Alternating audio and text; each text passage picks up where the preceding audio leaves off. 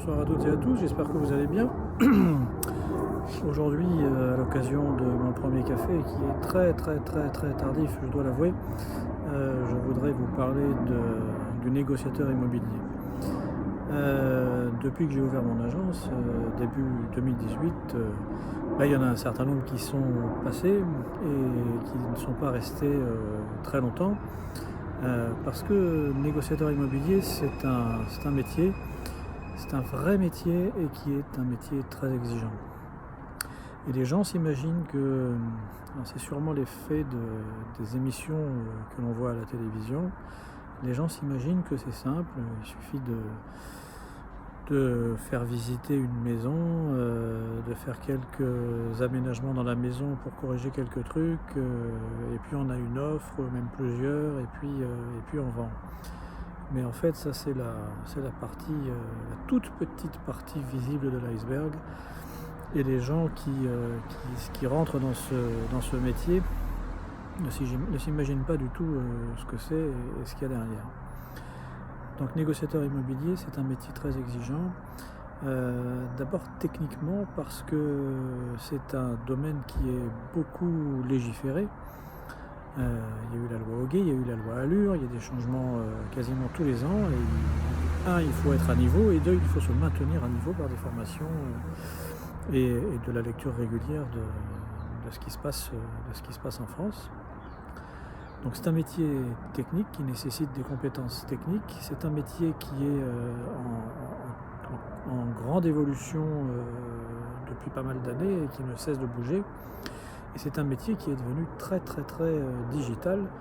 Et le négociateur immobilier aujourd'hui, s'il n'est pas équipé d'un smartphone, s'il n'est pas connecté, s'il n'utilise pas un agenda électronique, s'il n'utilise pas les mails, s'il n'utilise pas les SMS, s'il n'est pas connecté aux réseaux sociaux, s'il ne publie pas régulièrement sur Instagram, Facebook, LinkedIn, Twitter, etc., s'il ne sait pas utiliser les outils que l'on a maintenant à notre disposition, des outils de relations clients, des outils pour saisir les dossiers, des outils pour organiser les visites, faire signer électroniquement les bons de visite, réaliser les mandats, etc.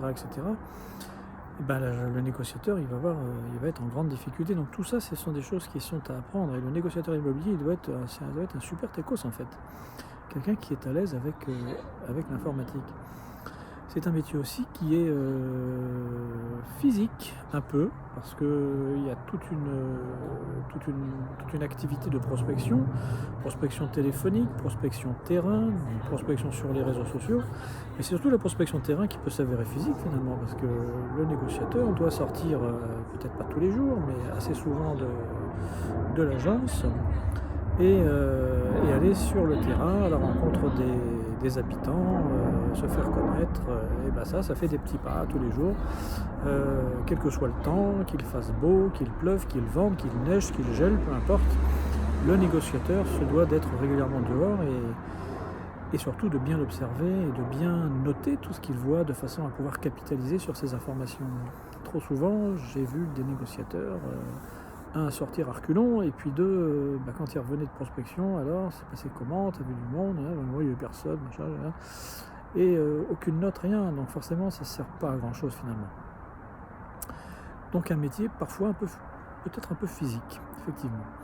C'est un métier aussi qui peut être stressant parce que il faut apprendre à gérer les hauts et les bas, parce que il y a des hauts, on a reçu une offre.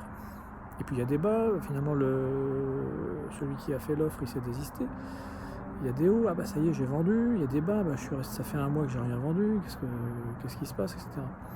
Donc c'est ce que j'en ai parlé déjà dans une vidéo, c'est l'ascenseur émotionnel, qu'il faut apprendre à gérer ça. Et à réduire ces dépressions qui peuvent survenir quand des événements sont un peu à contre-courant. C'est un métier aussi où il y a de l'émotion. Il faut apprendre aussi à gérer ses émotions et les émotions des autres. Malheureusement, la vente d'un bien, souvent, c'est suite à un décès, c'est suite à quelqu'un qui est malade, qui est parti en maison de retraite, c'est suite aussi à une séparation qui ne se passe pas toujours bien, et on a en face de nous des prospects ou des clients qui ont une charge émotionnelle énorme et qu'il faut apprendre à gérer. Et ça, c'est pas forcément facile. Voilà. Donc voilà, donc c'est un métier très exigeant, il faut bosser. J'ai eu aussi des négociateurs qui arrivaient le matin à 10h, à 10h30, à 11h. Quand on arrive à ces heures-là, la demi-journée est terminée, on n'a pas le temps de prospecter, c'est pas sérieux. Donc c'est un métier qui nécessite vraiment un minimum d'heures de travail. On n'est pas aux 35 heures. Et même si on se fixe a priori un objectif de travailler, mettons, 7 heures par jour, 5 jours de la semaine, il y aura toujours des impondérables. Il y a des clients qui ne peuvent pas visiter un bien en journée, donc il faut visiter après 19h, voire après 20h, voire à 21h. Il y a même des clients qui ne peuvent visiter que le dimanche, donc ça arrive qu'il y ait des visites le dimanche. Donc il faut apprendre à être extrêmement souple de ce côté-là, et surtout, il n'y a pas de secret, hein. C'est le travail, les heures de travail qui vont amener au succès.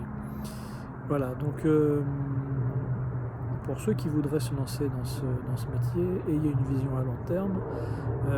Il y a 2 conditions pour moi pour que vous réussissiez. La première, c'est que vous soyez motivé et que donc vous soyez prêt à travailler et à travailler dur, surtout si vous débutez dans le métier, parce qu'il y a plein de choses à apprendre. Il y a du savoir-faire, il y a du savoir-être, il y a du savoir tout court. Et c'est une somme monstrueuse de choses à apprendre. Et surtout, il ne faut donc pas avoir peur d'apprendre. Il faut savoir se remettre en question, il faut savoir apprendre tous les jours.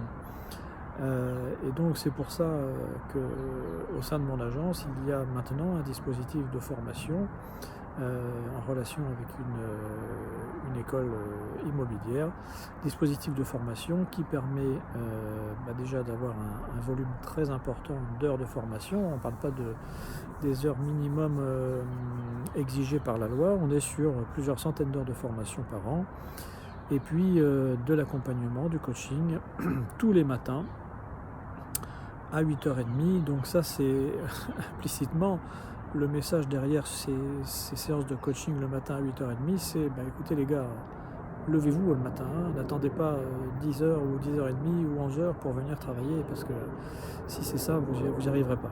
Voilà. Donc je terminerai en disant que nous recrutons au sein de l'agence de Stéphane Plaza de Sannois et d'Herbon.